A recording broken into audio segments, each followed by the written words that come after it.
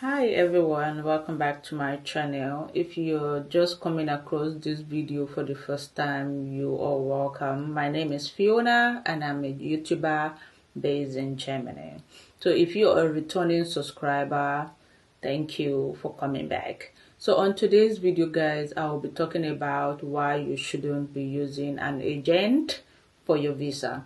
So this video is for those who are wanting to apply for a visa, who are trying to understand what they should submit, and if you're thinking on using an agent, this video is for you.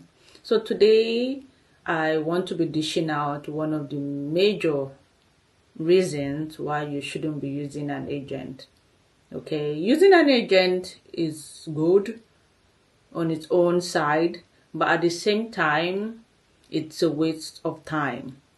Okay, because these are very easy things for you to do if only you understand the reason of your visa process, the reason why you are going for such and such visit. Major reason why you shouldn't use an agent is waste of money. An agent, maybe when you go to their office, they will charge you for even their appearance, for them to even sit with you and discuss. They will already charge you. So before you explaining the visa process you're going, for them to give you an answer that is already on the checklist of any embassy, of any consulate you're going, they will charge you. For them to start helping you to process it and understanding your document, they will charge you. So this is why I said it is a waste of time, because if you're learned, if you can read, if you can write, if you can read to understand, it is very easy for you to process your visa yourself. But the only thing you should know is what visa you are processing. That is where the understanding comes in. Okay, so going for an agency to help you do your visa process is a waste of money. They can charge you like 1 million. Let me use myself for an example. When I think 2018, I tried to go for another country like Canada, and then I use an agent. I will tell you, my friend, it was waste of time. The documentation was so full of mistakes. You charged me really high, and did I not regret it? I did regret, because why? They did not give me the visa. So having to pay so much for an agency to give you a visa, it's not guaranteed that you are going to get your visa. So these are one of the disadvantages. You should know that having to go for an agency to help you for your visa is not guaranteed that your visa would be given. My number 2 is having clear requirement and the process. So if you already decided that you're coming to Germany, you should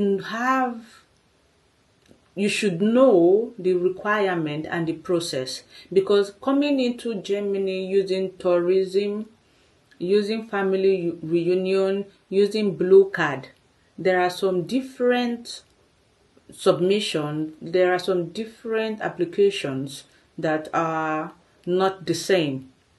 Maybe 1 or 2 that are not the same, but at the same time, when you know the structure, it will be very, very easy. My number 3 is easier access and support. Okay, having to use an agency most of the time, they don't really know you so well. You know yourself. You know your first name, you know your birth name, you know everything about yourself. You can spell your name so correctly. But using an agent, sometimes they could do some errors, and that error can lead you to not getting your visa, because you will feel, oh, an agent is doing my visa for me, an agent is in charge of my paperwork, they will not make mistake. They are humans too, they will make mistake. So having to be able to impute your information, that will help you in your own area to be able to impute them really correctly. I don't really know if you're understanding me. Like when you're, when you're filling informations about yourself, you know yourself way better than anybody. You will never do mistake because it is you, you know yourself. So having to give an agent now, for example, that they should help you and work on your visa, most of the time they will do mistakes. Like the one I told you about, guys, about the Canadian process I was doing, there were so many mistakes, but believing that I already paid believing that I've already paid the agent, I was not so worried, On the day of interview, he followed me, but he did not go inside. He just told me that everything is okay. We just did some photocopies and all of that. I was thinking, oh, okay, he has already gotten all my information. But after coming out of the interview, all right, due to the waiting time, I was nervous. I was like, okay, let me check. And then I was checking, guys. Like even my surname was even wrong. It was not aligning with my passport. So these are the reasons why I said using an agent sometimes could make you not get your visa. Having to do your visa processing yourself, it will help you to understand. It will give you greater understanding of your application. Okay, now like you're going for an interview, for example, you already know what you feel. So when your interviewer get to ask you questions that are not even in the application, you'll be able to stand for yourself because you already know what you put in there. All right. So having to use an agent, it has so many disadvantages. All right.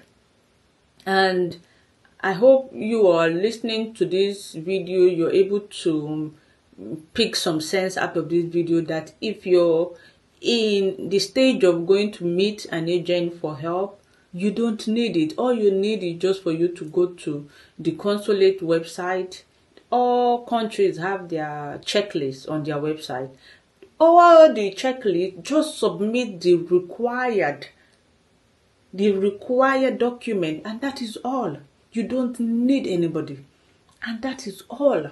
So my number 5 is privacy and security. Do you know most of all these agencies, like some of all these agencies, after you're ready with your application because you've already given them all your details, do you know some of them uses some of your transcript? For example, if between you're coming for schooling, some of these agents, they uses people's transcript, people's certificate, people informations.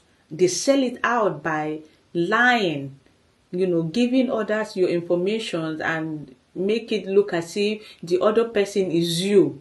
Do you understand? They keep using the same format over and over and over.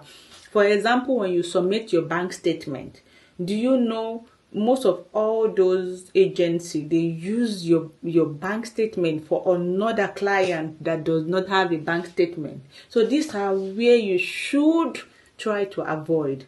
I really don't know. I got a lot of messages from my old video from 11 months, and a lot of those messages keep popping up on my timeline, and I decided to reply. So one person said, "Hey dear, I have a Nigerian boyfriend and is planning to invite me to Germany as dependent. He is a footballer. Is it hard to apply?" When, like I already told you guys on here, before you're going for any visa process, you should understand your visa. You should understand where and what you should do. You don't just ask somebody if your boyfriend is a dependent, blah blah blah. You should know what visa you're applying for. So one said, can I get married on tourist visa in Germany and apply for spouse visa from here? You applied for a tourist visa.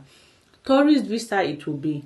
You're not going for fiancé visa. You did not apply for fiancé visa. So how will you use tourist visa to come and get married in Germany? It is not possible, because having to go through all this process takes a long time before you would even get your place at the Stadamt, at the office. You know, this process takes like 6 months before you can even be given a date. So coming into Germany as a tourism, you're using just maybe 3 months. Sometimes they give you 1 month. So how will you be able to, you know, to wait till 6 months? It's never possible.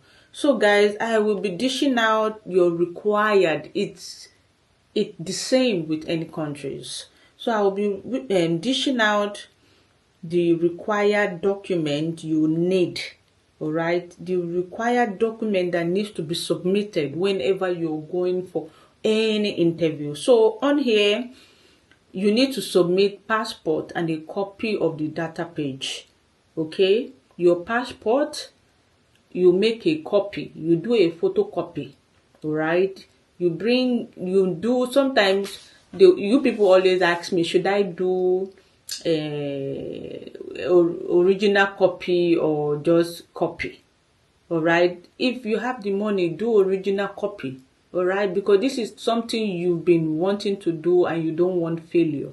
So kindly do colored copy so it can be seen. It will look really the same like your passport. Okay, so passport copy and copy of your data page.